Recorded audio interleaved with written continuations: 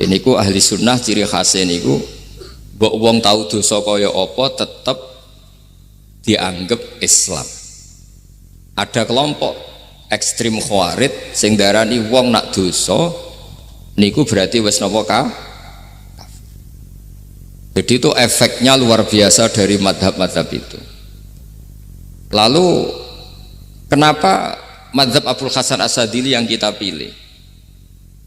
Karena kalau orang Islam kamu kafirkan, niku mboten ketemu, cara akal niku mboten ketemu. Nggih cara berpikir kita, masyhur Abul Hasan As-Sadili ngendikan, wong iku nak kafir mulai cilik nganti 70 tahun. Kalau baleni malih tiyang kafir cilik ngantos 70 tahun. Itu kan menjadi mukmin itu hanya dengan melafadzkan apa?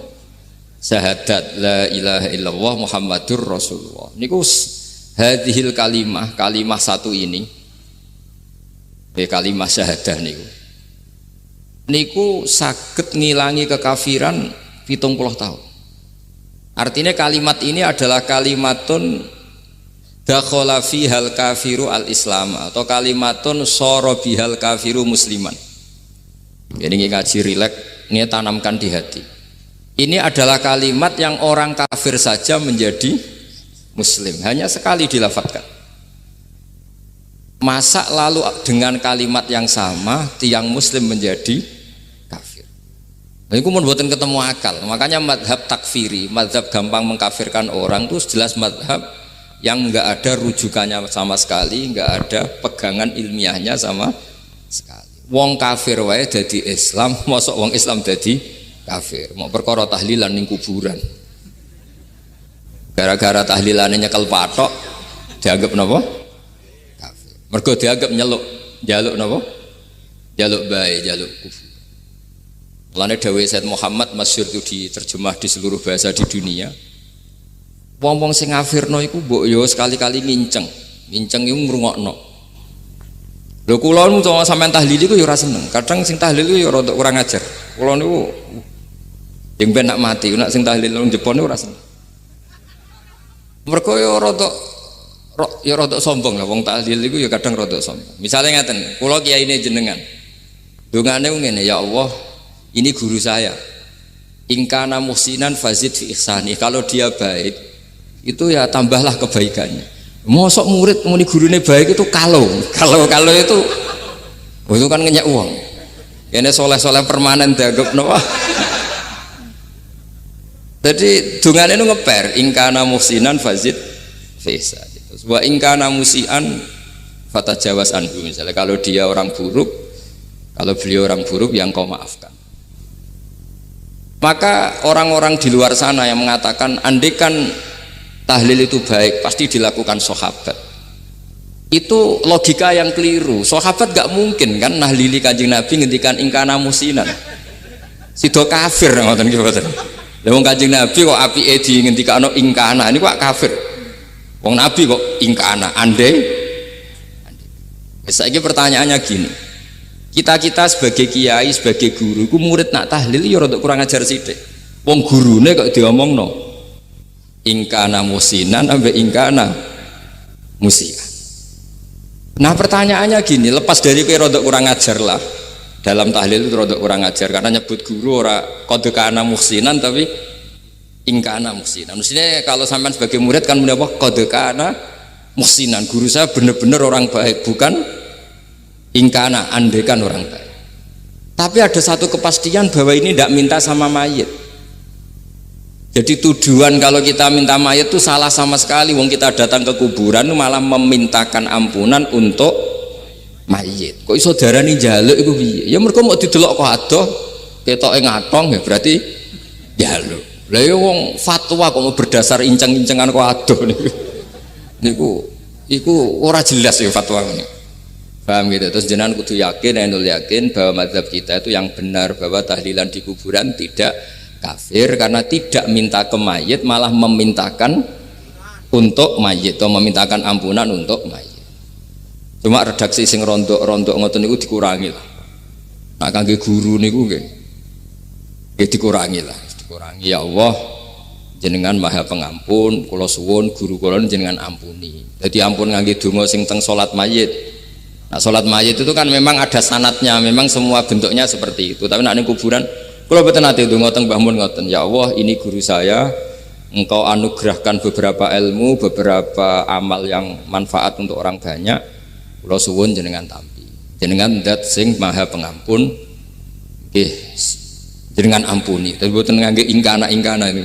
Angen-angen muga aku dadi kiai ini tersinggung. Murid orang ajar, mosok darani gurune apik iku andekan. Ya tapi berhubung ra paham ya alhamdulillah ya do.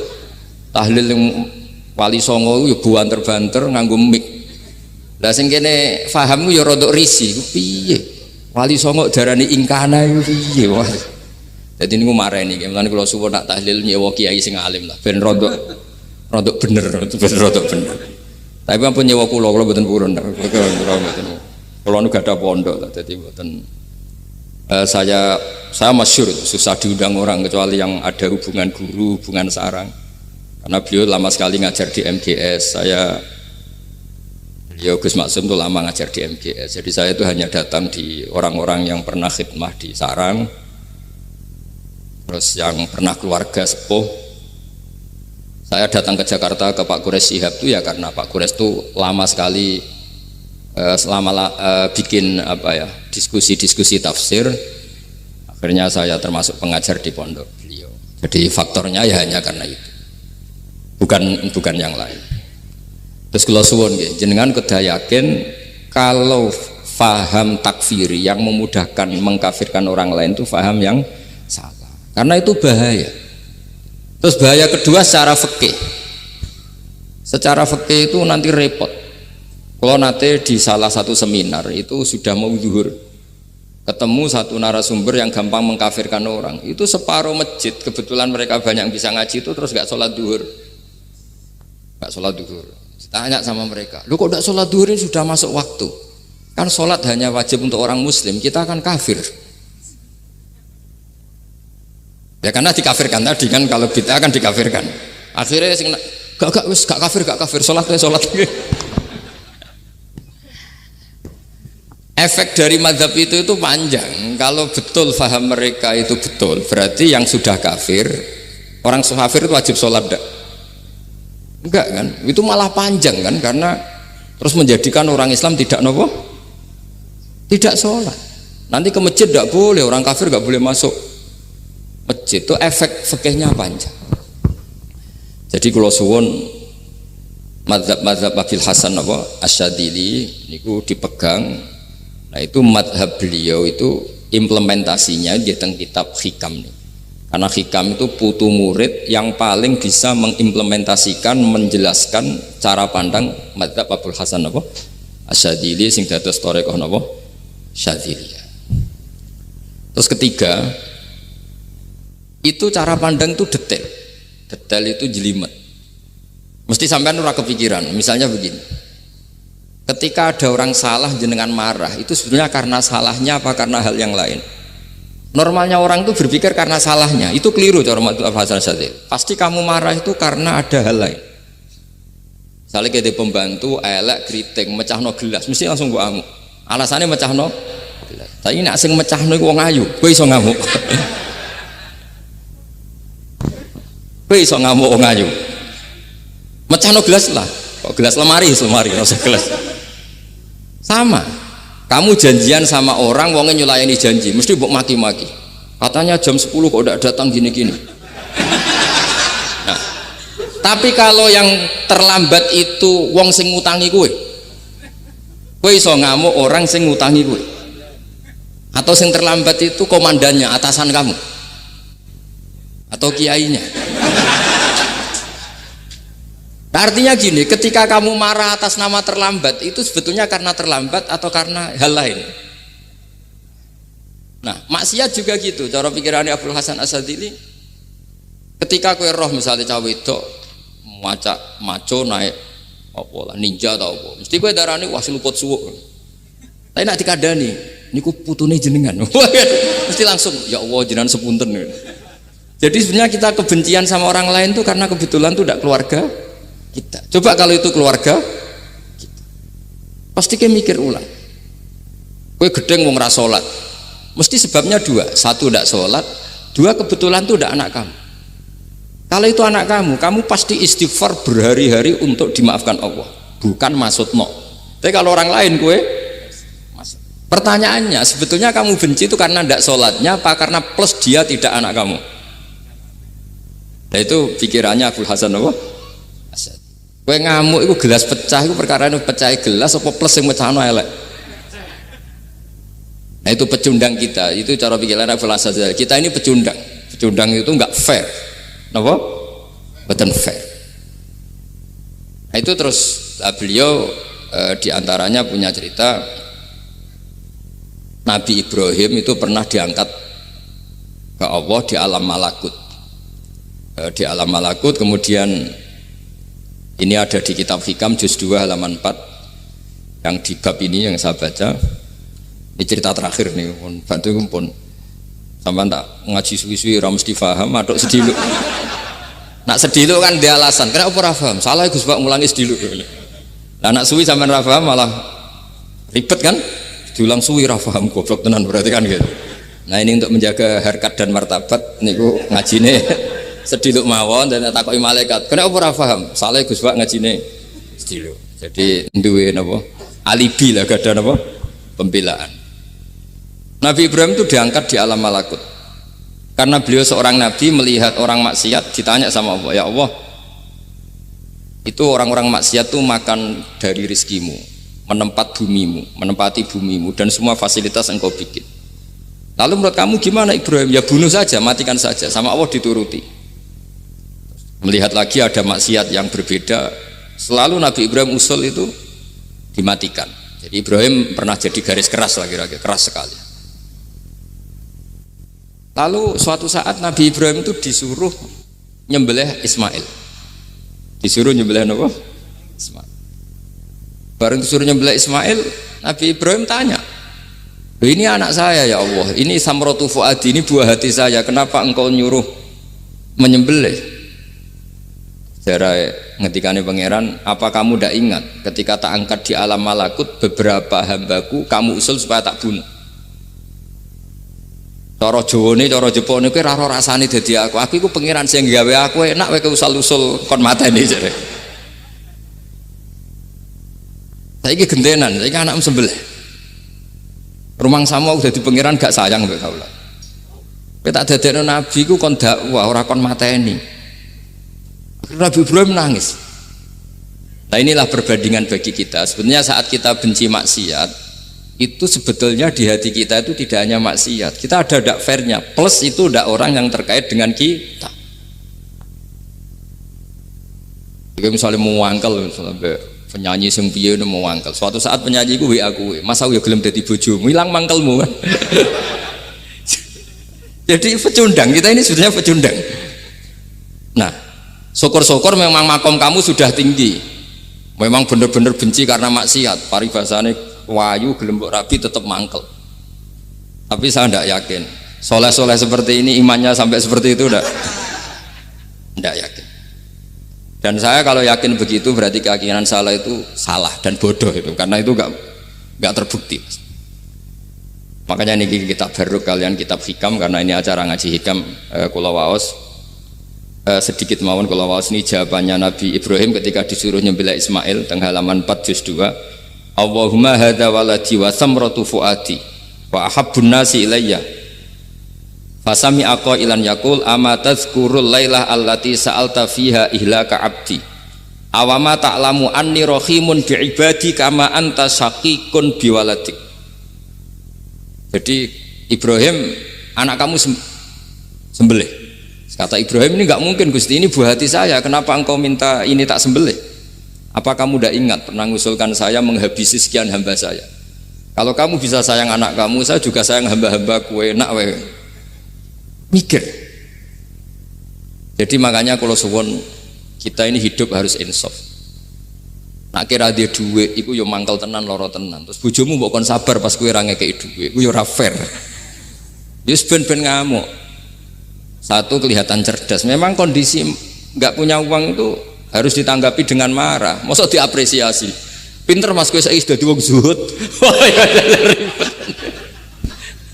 Wah, ya ribet kan. Wes jos Mas sampean. Saiki ra di dhuwit, sampean wis dadi wong zuhud, wong waro. Tapi udah mati bareng saiki.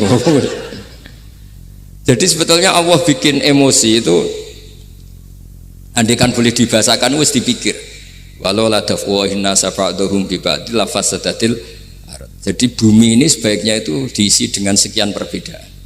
Tapi tidak konflik, perbedaan dengan konflik itu beda. Saya ulang lagi, bumi ini sebaiknya diisi dari sekian apa?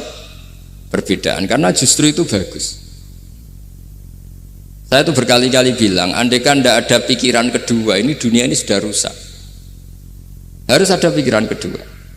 Misalnya ono wong kok terlalu apik mbek kanca, mesti bojone sambat, wong gak men ngopi mbek kancane ra tau ngapi mbek bojone.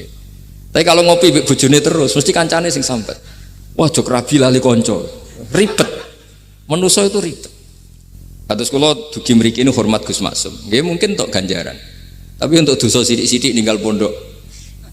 Jadi ya sudah. Ya mau tidak mau karena memang hidup itu tidak banyak pilihan.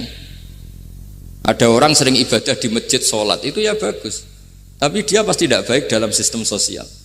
Umpama wong soleh kabeh ning masjid itu donya akeh sing mati. Karena tidak ada tim SAR paling murah. Loh iya kan, wong kecelakaan itu penolong pertama itu orang yang di masjid apa sing tukang ning dalan-dalan. Artinya sing nang masjid iktikaf mesti ra duwe ganjaran nulung wong kecelakaan. Artinya ada kebaikan yang pasti nggak bisa dilakukan orang yang sedang di masjid. Andaikan yang di jalan tuh orang-orang soleh itu wah dunya sebaldatun thayyibatu wa rabbun ghafur. Loh ya betul, Nabi pernah ditanya sahabat, ya Rasulullah kita ini senengane ngegeng di jalan. Ya kata Nabi ya sudah nggak apa-apa asal a'tut thariq haqqaha, ya kamu memberi haknya jalan. Apa itu? Amar ma'ruf nahi mungkar. Maksudnya nahi mungkar gini, misalnya di bus itu ada orang soleh mayoritas, itu sing nyopet ya wedi, mergo mesti ditabuki wong akeh.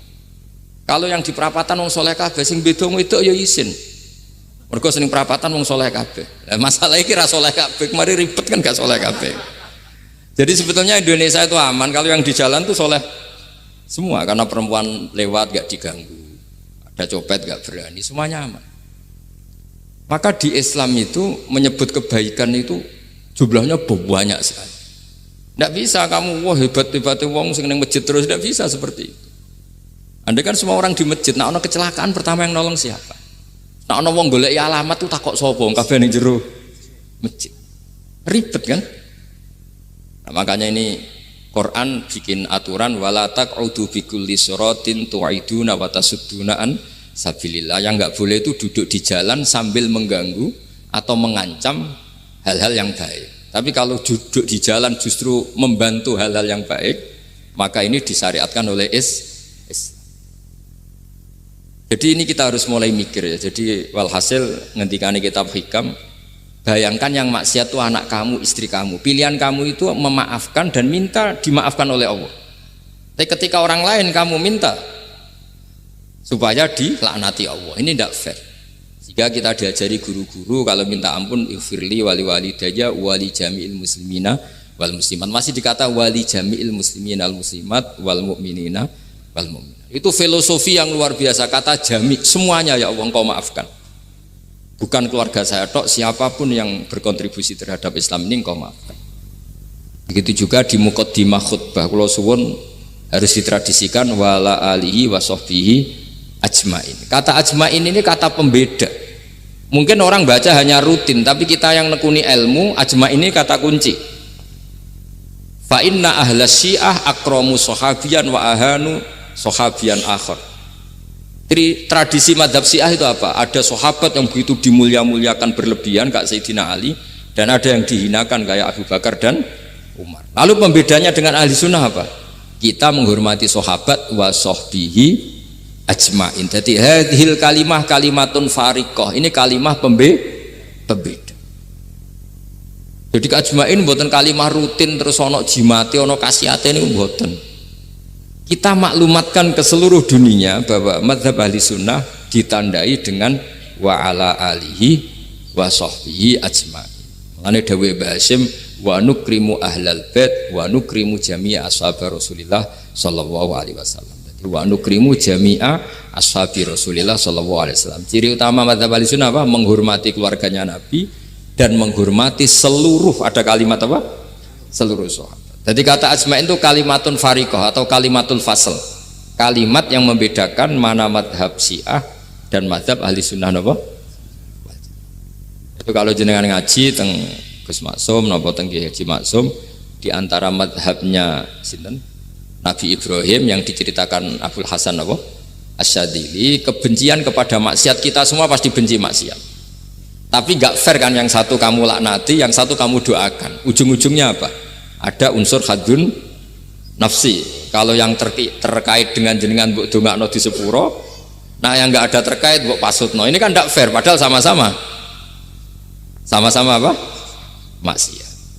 Kalau suwun polemik tentang ketentuan gimana hukumnya ziarah kubur, ya hukumnya baik karena mendoakan atau memintakan ampun untuk yang mati, bukan meminta sama yang mati. Udah bisa Muhammad kena arah percaya rukokno wong didelok kok ado pancen ya ngeri kan, patoke diusap-usap bariku ndonga delok kok ado kan iku njaluk kuburan padahal mayite ngeluhe perkara mau. Kadang nek sing kiai ini rapati iso ngaji wamen ingkana wali kok darani napa? Ya Allah, jika mayit ini, andekan mayit ini baik, maka dan andekan tidak, lho cara kowe dadi mayite bocah ora jelas mayit. Nah, makanya ini cobalah kalau sholat jenazah tidak apa-apa doa itu karena sanatnya seperti itu. Kalau doa guru ya diatur-atur yang baik lah, langsung mawon ya ghafiratunu wal khotiat gini-gini, saya mohon beliau amal baiknya jangan terima, amal buruknya jangan ampuni, karena guru juga manusia tidak nabi. Boten terus apa pakai apa ingkana.